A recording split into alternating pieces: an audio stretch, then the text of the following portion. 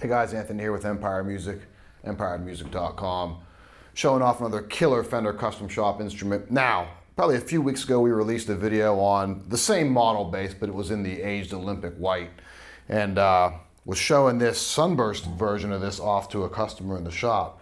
And if you notice what I was playing in the intro there, these big whole notes, man. This thing just really was like shaking the room. So I thought, you know what, let's put another video out there in this kind of same lineup. This is the 1961 Fender Custom Shop Jazz Bass. That's a cool year. So why? This is a little bit of background on the jazz bass. You probably know this. If you don't, we'll just kind of recap a little bit. So in 1960, Fender came out with kind of the little brother to the precision bass. Little sister, little brother, however you want to call it. And it was kind of paired up to complement the Fender Stratocaster as far as, you know, the silhouette of it. We're now offering, instead of the P bass, it had a one pickup design. This now had two single coils in it, so you're getting a little bit more tone out of it. Now the initial incarnation of this in 1960 till midway through 61 had the stack knob set up on it. So you didn't have this tone knob, you had two volume and two stacked tone knobs. Then the latter half of 1961, they moved over to the three knob setup, which we see on here, and what you've really kind of come to think of as the modern J bass. Occasionally we see the concentric pots or the stack knob ones come to the shop. This is the more traditional one, like I said, what everyone kind of thinks of when we say the Fender Jazz Bass. Spec-wise, it's exactly similar to the other video, but different finish. So you have a two-piece alder body in it. Hand-wound pickup, so hand-wound custom shop J-bass pickup, single coils. Vintage 4-saddle bridge, volume, tone, dead simple. Nitro finish on the body and the neck. It's got a 60s U shape on the back here, and it's got a flat laminated rosewood. I think it's a AAA rosewood. It's a beautiful piece of rosewood on there. Reverse gear tuners, medium jumbo frets on this guy. Ultra comfortable, a ton of tone out of it, exactly what you expect from an early 60s J bass, with that nice mid-range kind of growl, that punch when you need it, like I always say with Fender Custom Shop. And honestly, Fender in general, because I get this even when we drop down to like the Squire lineup. This is why I love the traditional Fender setup, whether it's a P or a J, is dynamic. So whatever you're giving the bass, it's giving back to you. Regardless of how you play, I have a stronger right hand. I tend to dig into the bass a little bit more. I like a higher action, where this is set up right for me. If you like a lower action and you have a lighter hand, or you exclusively play with a pick, however you approach that bass, a Fender instrument's always going to give you, you know, your voice back, which is really important. When we start to jump into super modern sounding basses with all the active electronics, and there's a time and a place for that, for those types of instruments, they're great. But sometimes they can kind of cover up your sound. At least I feel that way. I'm sure there's someone could totally argue that point. But it's why I like the traditional Fender setup in the bass lineup. It's just, you know, it really lets your voice kind of stand out. So when I was playing at the top there, had everything kind of wide open. We're going to go back to that, but we're going to dial a little bit of tone off, kind of play some similar type stuff. We'll move the hand around, we'll grab the pick, and we'll kind of show you what some of the sounds we got going on with this amazing instrument here. So volume all the way up, then we'll roll that tone back to, let's say 70. Let's see where that's at. Actually, I might like a little more than that. I'm gonna put it back around 80.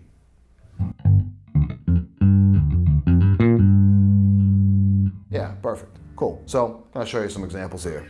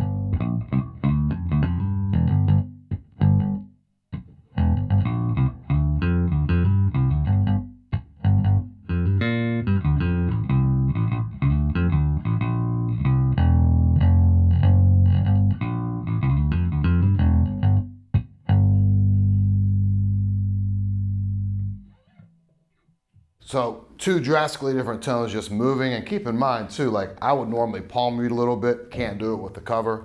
Generally, like I always say, my sweet spot's right over the pickup. You can't do that either with these covers on there. I'd probably play this with the covers off, but for all intents and purposes, we're going to show it to you how we would ship it to you here with the covers on there. And some guys love that. Just it kind of limits me a little bit as far as where I can move around. So we'll go just front pickup in there. We'll notice that little bit of P-bass character kind of come out. You also might notice a little bit of hum come out of it because now we're operating a single coil on its own. We got some crazy lights going on here too. So a little bit of hum in there. Don't worry about it. As soon as that drummer you're playing with hits that big crash cymbal or those hi-hats go on, or that loud high-gain guitars comes in, you're not going to hear that buzz. So kind of the same deal here, just front pickup.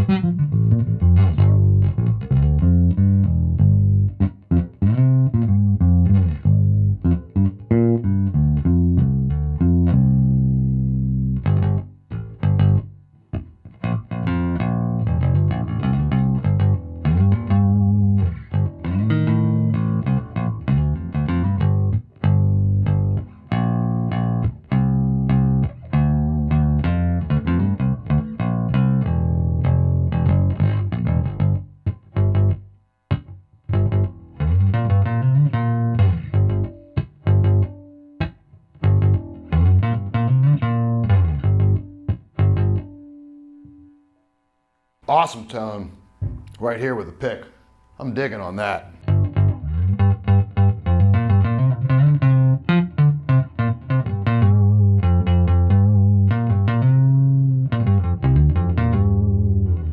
That's really cool. All right, so we'll go back to the bridge pickup in there.